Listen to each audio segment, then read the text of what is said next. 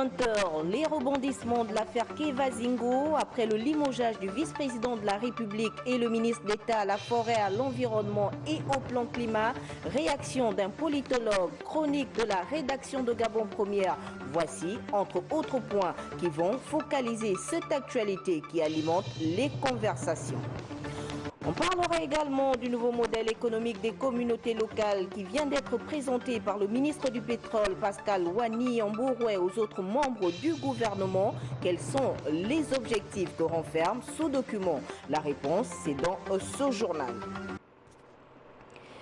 Mesdames et messieurs, bonsoir et bienvenue sur Gabon Première. Activité à la présidence de la République en sa qualité de chef suprême des forces de défense et de sécurité. Le chef de l'État s'est entretenu avec les commandants chefs des forces de défense et de sécurité. L'audience a eu lieu en présence des ministres en charge des départements de la défense et de l'intérieur. Bienvenue Miko Barthelbois pour le point. C'est l'état des lieux et faire le point des dossiers relatifs à la défense et la sécurité du pays. C'est le but de cette rencontre. En sa qualité de chef suprême des forces de défense et de sécurité, le président de la République qui a reçu les ministres et la haute hiérarchie de défense et de sécurité au cours d'un entretien de près d'une heure a donné des instructions inhérentes au fonctionnement des départements dont ils ont la charge. Pour le chef de l'État, la protection des personnes, des biens et du territoire national dédié aux armées et aux forces de sécurité reste une mission de la plus haute importance pour la paix, la stabilité et l'épanouissement du pays. Une journée de travail chargée pour le chef de l'État. Ali Bongo Ondimba a également reçu le directeur de la Caisse de dépôt et de consignation. Il était question pour Herman Zundu Binyumba de faire le point des activités de l'institution financière publique dont il a la charge. On retrouve Bienvenue Miko et Barthelbois. Né du président de la République, le directeur général de la CDC est venu faire le point des activités et des missions assignées à l'institution financière dont il a la charge. Faire le point des activités de la Caisse des dépôts et consignations sur laquelle ils fondent beaucoup d'attentes en termes d'accompagnement des politiques publiques, notamment en matière de logement, infrastructures et divers investissements avec les contacts pris et les activités en cours au niveau de la Caisse. La Caisse des dépôts et consignations se porte bien, elle mène son plan d'action comme cela est prévu et a la volonté et l'ambition d'accompagner de manière très active la politique publique. Bras séculier de l'État dans la mise en œuvre de ses missions liées aux politiques publiques, la CDC est une institution financière publique exerçant des activités d'intérêt général. Et puis, sachez que le président de la République, chef de l'État, Ali Bongo Ondimba, présidera un conseil de ministres jeudi 23 mai 2019, c'est-à-dire demain à 10h dans la salle habituelle au palais de la présidence de la République. Tous les membres du gouvernement présents sur le territoire national doivent prendre part à cette réunion. À la primature, le Premier ministre, chef du gouvernement, lui, s'est entretenu hier avec les responsables des Nations Unies. Julien Korébekal et ses hôtes ont planché sur les objectifs de développement durable. Jacques Fourier Mangumba Maloulou, Michel John Boudégan. Le Gabon joue un rôle de leader sur le plan mondial concernant l'environnement, la conservation de la biodiversité et le changement climatique, cheval de bataille de la politique du président Ali Bongo Ondimba. Cette question, qui cadre avec les ODD, Objectifs de développement durable, est largement débattue ici entre les responsables des Nations Unies, l'ancien ministre des Forêts, Guy Bertrand Mapangou, le ministre délégué de l'économie, Hilaire Machima, autour du Premier ministre Julien Korébekal. On est venu aujourd'hui pour nous rendre compte, pour parler de notre programmation en 2018, nos ambitions pour 2019. Mais au-delà de cela, c'est une opportunité de faire un check-in, comme on dit en anglais. Est-ce qu'on est sur les bonnes lignes? Est-ce qu'on est en étroit alignement avec les priorités du Gabon? Et comment peut-on mieux faire et faire davantage? Comment peut-on contribuer beaucoup plus dans le voyage que le Gabon fait et s'est décidé de faire envers ces ODD, ces objectifs du développement durable. Le programme des Nations Unies pour l'environnement apporte son soutien aux équipes pays du système des Nations Unies. Je suis aussi là pour vraiment réitérer au gouvernement gabonais que plus que jamais, le système des Nations Unies est à leur écoute. Et je crois que tout est axé sur la question des priorités du gouvernement. Lorsque le travail que nous faisons, nous assurons que ça s'aligne avec les priorités du gouvernement, il n'y a pas de raison pour qu'on ne puisse aller ensemble dans la bonne direction. Et jusqu'à ce jour, aucun pays au monde n'a encore atteint totalement ses objectifs de développement durable. Cependant, comme d'autres pays, le Gabon est mieux avancé dans certains de ses objectifs, même si quelques défaillances sont notables. Après cette réunion qui a eu lieu hier à la primature, le Premier ministre chef du gouvernement a présidé ce matin les travaux du Conseil interministériel avec les membres de son équipe gouvernementale. Il a évoqué plusieurs questions d'intérêt commun. Yves Oyono, Alain Serge Yéni. République gabonaise, mercredi 22 mai 2019. Comme de tradition, Libreville accueille la tenue du Conseil interministériel. Julien Nkogebe-Kalé, Premier ministre, chef du gouvernement, préside cette séance de travail d'une extrême importance. Autour des membres du gouvernement présents, le Premier ministre fixe les objectifs de ce rendez-vous. Il donne les grandes orientations, mieux, il oriente sur la méthode, pour le respect scrupuleux de l'exécution de l'ordre du jour. Dès l'entame, le point sur l'actualité nationale et internationale. Dans cette salle, il est question aussi d'examiner des projets de décrets et des projets de loi. En politique générale, les membres du gouvernement analysent plusieurs affaires en rapport avec les activités, des missions de certains départements ministériels. Les divers aussi sont passés au peigne fin au cours de cette rencontre.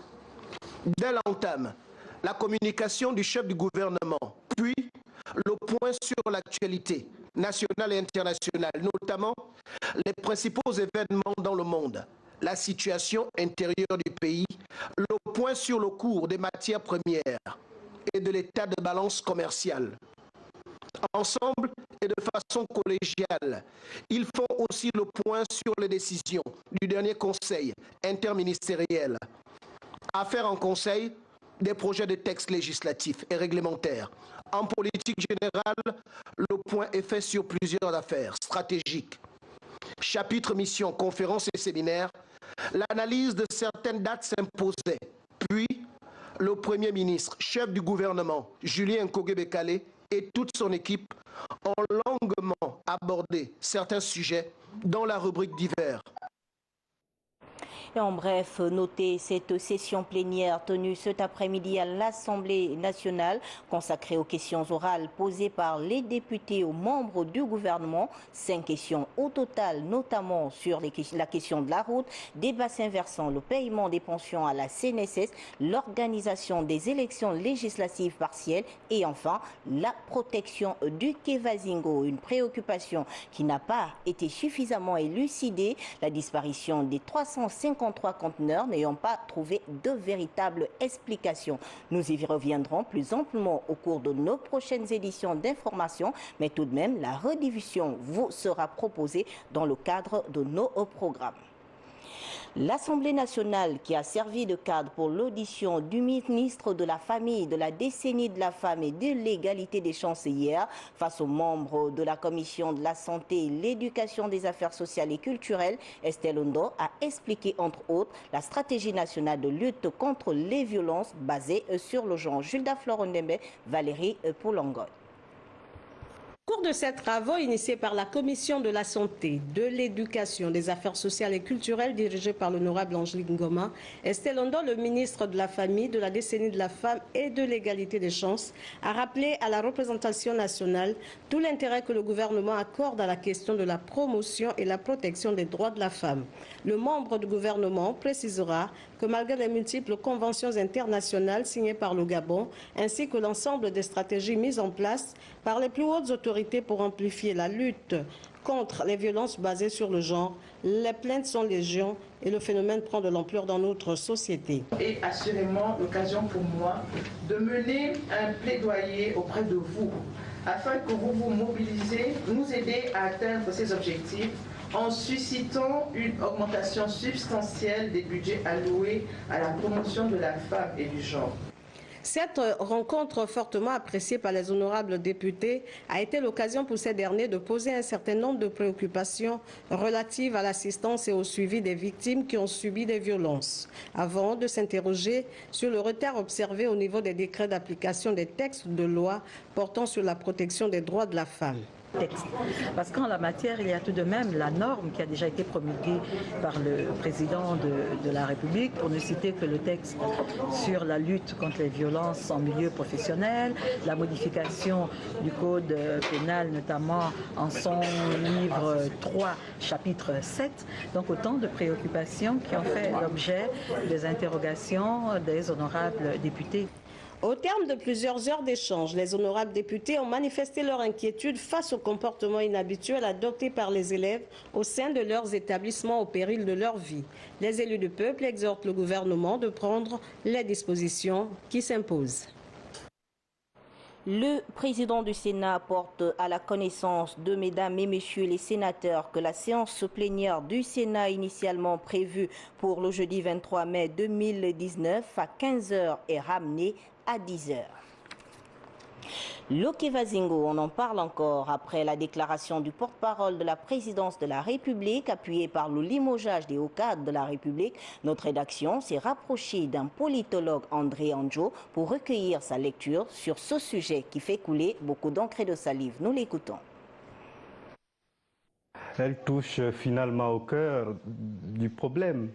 Le Gabon s'est donné un rôle de leader en matière de protection de l'environnement. Et le leader doit forcément être exemplaire. Et ce leader qu'est le Gabon a noué des partenariats forts et donc a pris une place aussi importante, y compris aux Nations Unies.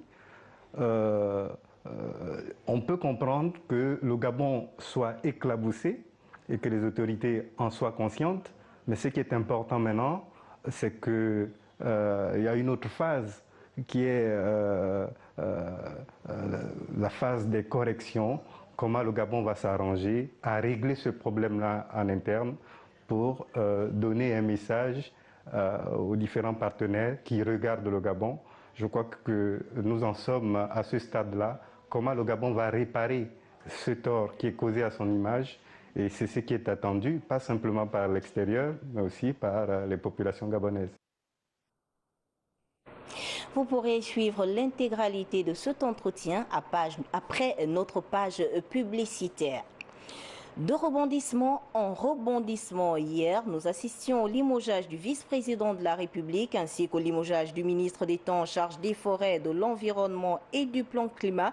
Une décision forte au regard de la gravité de cette affaire. Sur ce plateau, nous recevons Olga Comfort, Okinkale, journaliste à la rédaction de Gabon Première. Olga Comfort, bonsoir. Bonsoir, Céline. Comment peut-on analyser les événements de ces derniers jours? Alors, comment peut-on analyser les événements de ces derniers jours, Stevie? On doit pouvoir comprendre tout simplement que depuis hier, en effet, l'affaire Kevazingo connaît un nouveau développement, mais pas son dénouement. Pierre Claver Maranga Moussavou et Guy Bertrand Mapangou, limogés respectivement de la vice-présidence de la République et du ministère des Forêts, de l'Environnement chargé du plan climat, c'est vrai. Mais ce n'est pas donc ce seul fait qui devrait constituer l'épilogue de toute l'histoire des 353 conteneurs Stevie. Au contraire, les enquêtes devront se poursuivre afin de faire toute la lumière sur la question, aussi longtemps qu'il existerait encore deux zones d'ombre pour ne pas gêner l'enquête judiciaire. Car ne dit-on pas, là où il y a un loup, il y a un flou. Les enquêtes doivent se poursuivre, mais nous avons assisté au limogeage hier de 2 hauts cadres de la République. Est-ce qu'on peut dire que les réseaux sociaux pourraient être à l'origine de ce limogeage? Est-ce qu'il est rapide? Oui, si on veut, Stevie. Et ce qui est sûr, c'est que depuis le 7 mai dernier, date à laquelle l'affaire du réseau Kevazingo a été rendue publique au cours d'une déclaration du procureur de la République près le tribunal de première instance de Libreville, à la suite de quoi est intervenue aussi la communication du porte-parole du gouvernement, où tout semblait être une invite à l'endroit des hauts cadres se sachant impliqués dans ce réseau Kevazingo de tirer donc toutes les conséquences qui s'imposaient. Mais au lieu de cela, Stevie, à quoi a-t-on assisté tous ces derniers jours? Eh bien, on a assisté sur les réseaux sociaux à une guerre de mots, parfois par personnes interposées. Lettres ouvertes, innocentant les uns quand ce n'est pas, pour prouver la non-implication des autres dans cette problématique du quai Vazingo. Des justifications qui pouvaient donc s'apparenter ni plus ni moins à des affronts ou une façon indirecte de braver l'autorité de l'État. Quai Vazingo Gate, l'affaire se poursuit, peut-être d'autres rebondissements. Merci Stevie. Une autre actualité, non des moindres, la situation des retraités de la Caisse nationale de sécurité sociale. Suite au mouvement d'humeur qu'observent les retraités qui refusent le paiement des prestations à la fin de chaque trimestre, le Conseil gabonais du patronat a tenu à s'exprimer. Nous vous proposons dans ce reportage signé Mirande Angué et Bertin Osaga l'économie de leur sortie. Pour le président du Conseil gabonais du patronat, la décision de ramener le paiement des pensions après 3 mois paraît juste car elle se base sur la loi 100 alinéa 2 du Code de protection sociale. C'est compte tenu en réalité donc de la conjoncture économique aujourd'hui et pour éviter justement un arrêt subit pour qu'en réalité ces pensionnaires ne reçoivent plus leur allocation de pension. C'est pour éviter tout cela que la direction, à juste titre, a pris la décision de se conformer à la loi. La conjoncture internationale nous impose que notre budget est à 70% à base du pétrole, et ce pétrole a connu un fléchissement au niveau donc des prix, ce qui fait que l'État a manqué de moyens pour pouvoir renflouer les caisses. Jean-Jacques Evouna plaide en faveur d'un dialogue permanent afin que les retraités comprennent la raison d'une telle mesure. Nous demandons donc au pouvoir public, en relation avec les partenaires sociaux, de trouver effectivement de nouveaux mécanismes, d'innover dans le cadre de la collecte de ces cotisations, afin que, ensemble, les retraités et ceux qui sont capables ou qui ont la latitude de régler ces retraites, ces pensions-retraites, qu'ils s'asseyent effectivement à chaque fois pour que de façon conviviale, nous construisons notre pays. Au Gabon, le Code de sécurité sociale dispose que les pensions errantes sont payées par trimestre. Or, en 2014, l'ancienne équipe dirigeante avait décidé de passer à un paiement mensuel par une simple note de service, sans modification au préalable de la loi numéro 675 du 25 novembre 1975. Toujours en rapport avec ce sujet, le directeur général de la Caisse nationale de sécurité sociale a eu une séance de travail avec les fédérations syndicales interprofessionnelles des travailleurs. Ces derniers demandent une négociation tripartite du gouvernement sur le code de protection sociale. Betty Andjebe, Cédric Zendon.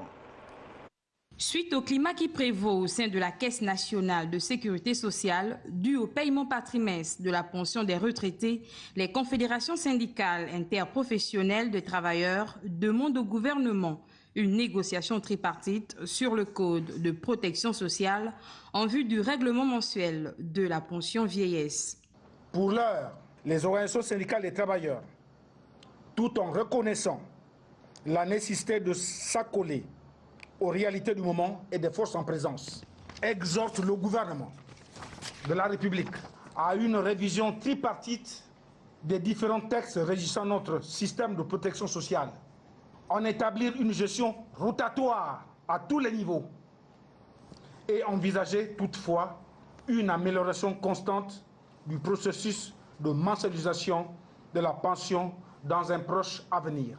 Les difficultés de régulation des mécanismes par le directeur de la CNSS ont fait l'objet d'une rencontre entre les confédérations syndicales et le directeur général de cet organisme. Il nous a été amené non seulement à faire des observations, notamment de l'état de déliquescence des mécanismes de régulation de cet outil, jadis considéré à juste titre comme un modèle réussi au bénéfice des assurés sociaux et de leurs ayants droit pour une sécurité sociale agissante dans notre pays.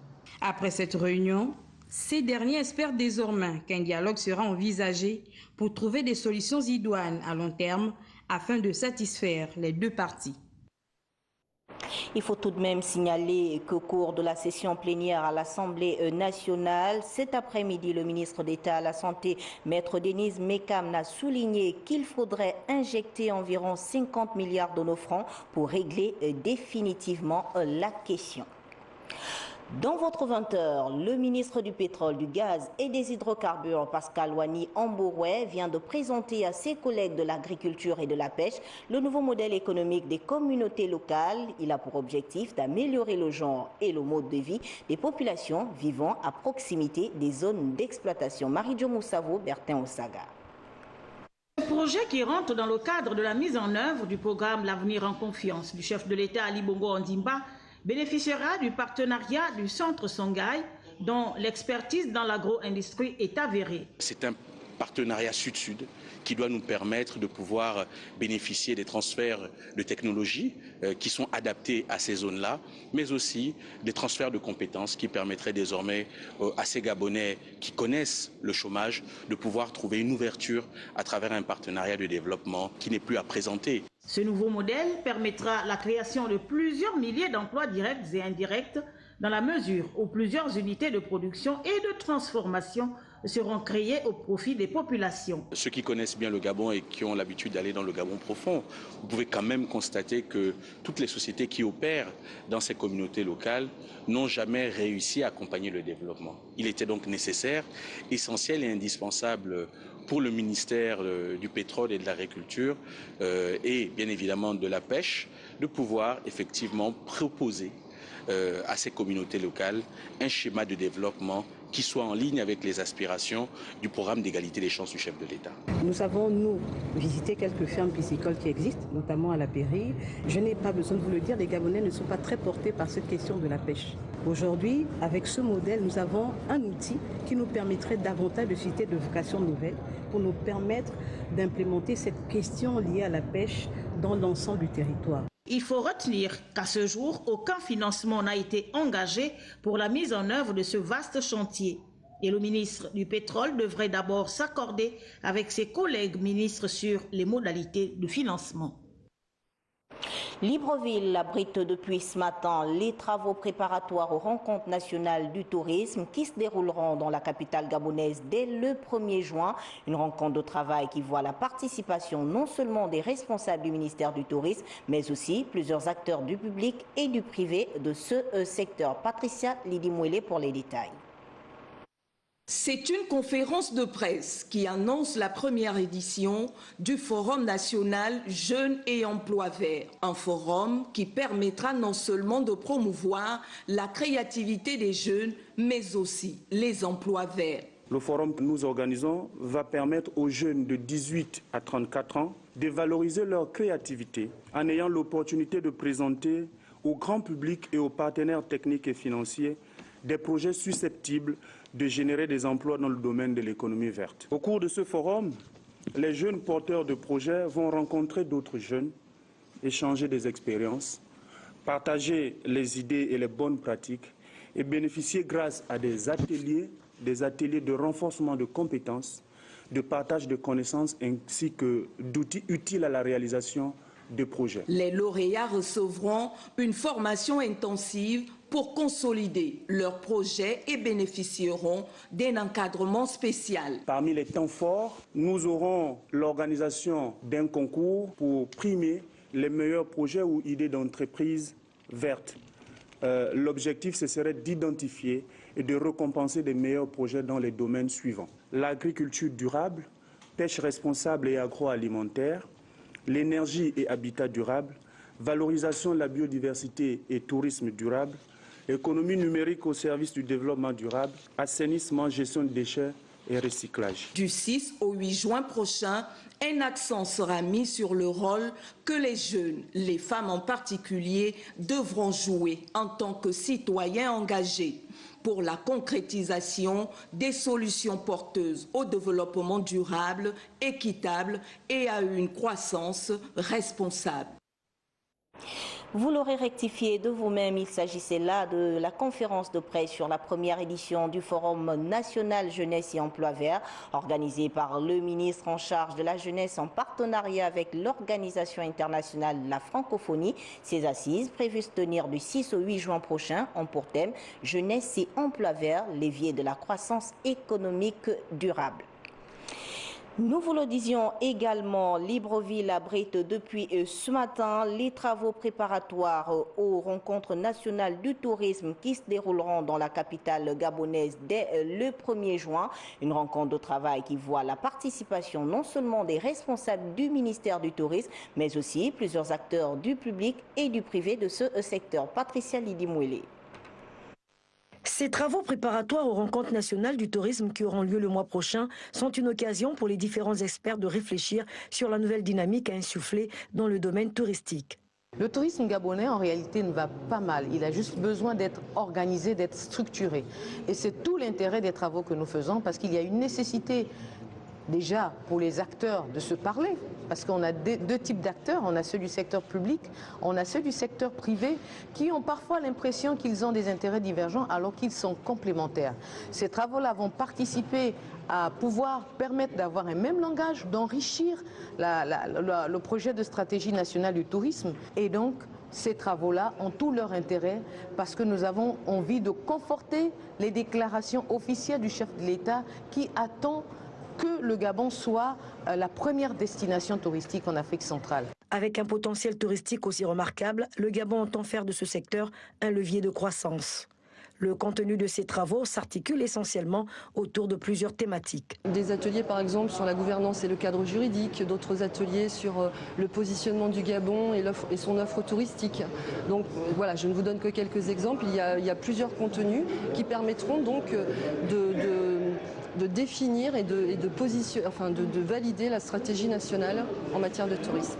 La mise en place d'une stratégie nationale du tourisme s'avère ici une nécessité et permettra de faire du Gabon une destination de référence dans ce domaine et concrétiser ainsi l'ambitieux projet Gabon Vert.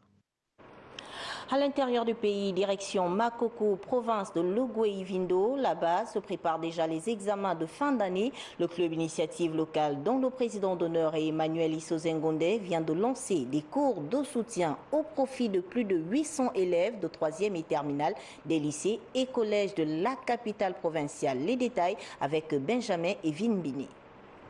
Ici Alexandre Samba de Makoko, le comité directeur du club initiative locale se devait de confirmer son soutien aux élèves des classes de 3e et de terminale à quelques semaines du début des examens du BPC et du baccalauréat. Chers enfants, les cours qui vont être faits pendant 2 semaines ne changent pas les contenus qui ont été faits depuis le mois d'octobre. Les enseignants vous ont donné tous les rudiments nécessaires pour affronter l'examen dans 2 semaines. L'initiative est louable en ce qu'elle touche 417 élèves des classes de 3e et 479 des classes de terminale des lycées et collèges de la capitale provinciale de Logoué-Vindo. Objectif principal, consolider les résultats de l'an dernier. Les cours d'appui organisés par le CIL ne sont pas là pour autre chose si ce n'est pour ajouter un plus.